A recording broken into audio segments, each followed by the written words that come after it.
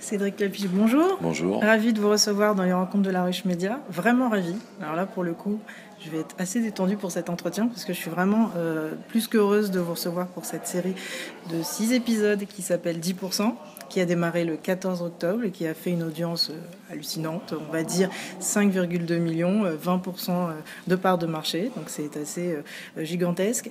On a entendu partout qu'il s'agissait d'une satire du cinéma, des coulisses, qu'on regardait un peu du côté obscur. C'est pas de la satire, même si on se moque beaucoup du milieu du cinéma et des acteurs. Mais c'est très réaliste. C'est très réaliste. Les dialogues sont fins, enfin les dialogues sont drôles. À un moment donné, j'entends si tu aimes vraiment le cinéma, achète-toi une carte UGC. Je suis sûre que vous l'avez déjà entendu dans le milieu. Ouais, non. C'est drôle. Enfin, mais ça, enfin, le scénario a été écrit par Fanny Herrero, accompagné d'une dizaine de scénaristes. Donc chaque scénario, chaque épisode était écrit par au moins 2 ou 3 personnes. Donc il y a vraiment le système, je dirais un peu à l'américaine, sur le fait qu'il y a des poules de scénaristes qui s'associent et qui écrivent. Et c'était assez troublant. Il y avait un groupe de décision qui incluait les 4 producteurs, Fanny Herrero, la scénariste, les 3 réalisateurs. D'accord, en effet. Donc il y a un temps d'écriture assez long, justement, quand on voit tous ces acteurs. Alors je prends mon papier parce qu'il y en a tellement. Françoise Fabian, Cécile Lefranc, Joe Star, Julie Gaillet, François Berléand, Nathalie Baye-Laura-Smet, et je n'oublie pas Zindine Soualem, voilà, parce qu'il est souvent oublié, et il ne faut pas l'oublier parce qu'il est génial. Justement, quand on voit l'alliance et la cohésion qui existe avec des jeunes acteurs qu'on connaît moins bien, Grégory Montel, Camille Cotin, Thibaut de Montalembert et Stéphie Selma, par exemple, est-ce que l'écriture aide à cette cohésion-là? Est-ce que c'est justement ce travail d'écriture qui fait qu'il n'y en a personne qui se marche les uns sur les autres? Ça, c'est compliqué à faire, et c'est vraiment l'écriture qui est le ciment de ça. C'est sûr qu'on raconte des histoires différentes, on développe des personnages différents parce qu'on a plus de temps pour développer des personnages. Donc ça, moi, ça me donne envie en tout cas. D'accord, très bien. Alors, les films, donc Paris, L'Auberge espagnole, Les Poupées russes et d'autres sont tournés en ville la plupart du temps. Et là, votre prochain long métrage avec Pio Marmaille, Le vin et le vent, se passe dans des vignes en Bourgogne. Alors, il y a quand même un gap, une grande différence. Qu'est-ce qui vous a donné envie de vous intéresser au monde du vin? Ça faisait très longtemps, ça faisait une dizaine d'années que je voulais faire un film sur le vin. J'adore la Bourgogne et je m'étais dit, voilà, il y a quelque chose qui me plaît dans la Bourgogne parce que c'est un lieu où le vin il est encore artisanal. C'est pas comme dans le Bordelais où c'est plus industriel. J'aime bien comment le vin est une figure de l'agriculture, en fait. C'est une figure noble de l'agriculture. Et c'est vrai que là, c'est troublant parce que c'est la première fois que j'ai commencé le tournage. Le fait j'avais pas réalisé que je vais jamais tourner à la campagne, quoi. Donc, on s'en rend compte quand on voit votre filmographie. Ouais. Non, c'est très bizarre parce que il y a quelques scènes de forêt, mais pas beaucoup. Il y en a dans Ni pour ni contre. Mais je suis même pas sûr que, enfin voilà, il doit y avoir 3 scènes tournées à la campagne. Donc ça fait un gros changement pour moi. Et sans doute c'était volontaire, c'est que j'avais envie de changer radicalement. Et donc ce film, c'est aussi une tentative de filmer autrement, de fonctionner autrement. D'accord, c'est prévu pour quand? C'est prévu, je vais tourner aux 4 saisons, donc j'ai tourné déjà 2 saisons, je vais tourner en décembre et en mai-juin, et donc ça sera fini, à mon avis, vers septembre, dans un an, quoi. D'accord. L'hiver rude à la campagne, ça doit... Voilà, on va tester ça. Voilà, bientôt, exactement. Bon, parfait. Je vous remercie d'avoir accepté notre invitation. Merci à vous. Et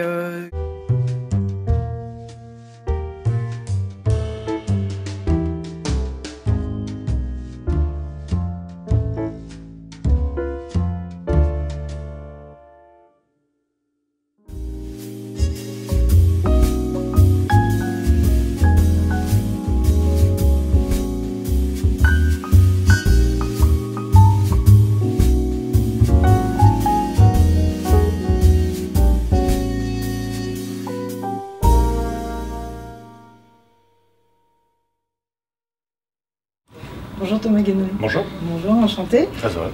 On a beaucoup entendu parler de vous et de votre livre qui paraît aux éditions Le Bordelot, qui s'appelle « Les jeunes de banlieue mangent-ils les enfants ?» qui est sorti il y a quelques semaines et qui marche très bien, on en entend beaucoup parler. La première question qui me vient, c'est qui est Thomas? Voilà. D'accord. Le déclencheur, c'est l'été dernier. Il y avait eu des manifestations autour du conflit israélo-palestinien et moi j'étais complètement déconnecté de l'actualité. Mais c'est-à-dire que l'été, moi, je coupe tout. Téléphone, ordinateur, vraiment tout. Et je reviens de cette coupure totale et je me prends la vague de tout le gros dawa qu'on avait eu autour de manifestations pro-Palestine. En marge de certaines, il y avait eu des casseurs. Et parmi ces casseurs, il y avait, donc c'était 100-150 excités, des crétins qui étaient dans un trip je suis Hamas ou des trucs comme ça. Et donc vous vous souvenez de cette photo avec un type torse nu, la tête dans le kéfier, avec des pneus qui brûlent, etc. Et donc ça avait fait la une d'un certain nombre de journaux. Voilà.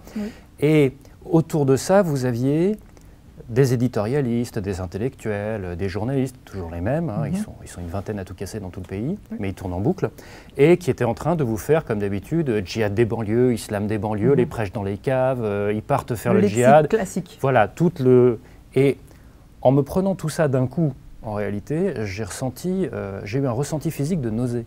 D'accord. De nausée, c'est pas juste une expression, j'avais la nausée. Vous l'avez senti physiquement? Je l'avais senti physiquement.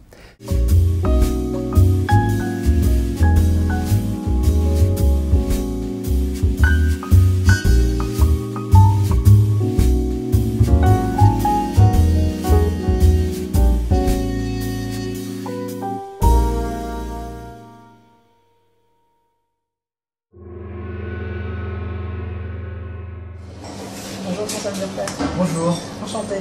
Enchanté. Vous êtes historien. Oui. Et vous avez été celui qui a vu l'élection de la réussite, en tout cas d'Obama, un peu avant tout le monde. Il y a une autre lecture des statistiques et des dynamiques, comme vous expliquez dans l'entretien qui est à suivre sur laruchemedia.com.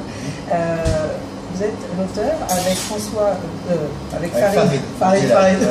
Ça y est, je veux le préciser. On a travaillé tellement ensemble que on peut dire François Boudjelal et Farid Burpert. Voilà, exactement. Farid Boudjelal pour le livre, pour la BD La Présidente. Donc on est exactement entre les deux tours des régionales.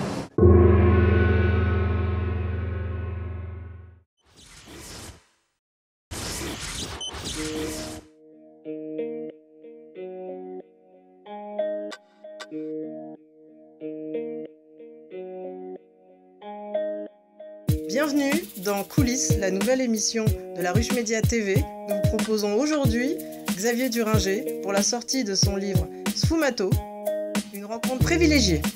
Xavier Duringer.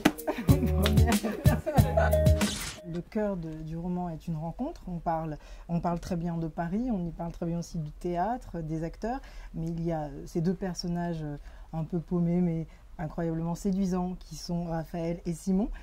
Cette rencontre-là, à travers l'un et l'autre, qu'est-ce que vous avez voulu faire passer comme message à travers l'idée de l'autre? Il n'y a pas de hasard sans cause, et le hasard est une loi qui voyage incognito, c'est-à-dire que souvent nos vies vont changer grâce à la rencontre. Voilà. Et il y a une phrase magnifique qui résume bien ce que vous dites, page 66, être ami, c'est être la mémoire de l'autre. Voilà, ça résume très bien et c'est très beau. Mais bien sûr, parce que toujours, on a tous un pote comme ça en fait, ou une copine comme ça, qui dit, voilà, à chaque fois qu'il vit une histoire d'amour, qui dit, voilà, là c'est le bon, j'ai jamais été comme ça, et puis quand ça se passe mal, qui dit, voilà, c'est la première fois où je suis complètement détruite, et tu dis, mais non, ça fait déjà 15 fois que tu fais exactement la même chose, ça fait 15 fois que tu es détruit. Et donc à partir de là, être ami, c'est la mémoire de l'autre, c'est celui qui se souvient et qui peut rappeler à l'autre en fait que c'est son comportement qui est pratiquement toujours le même, et que finalement, si lui-même ne change pas de comportement amoureux, il aura du mal à trouver quelqu'un. Bien sûr.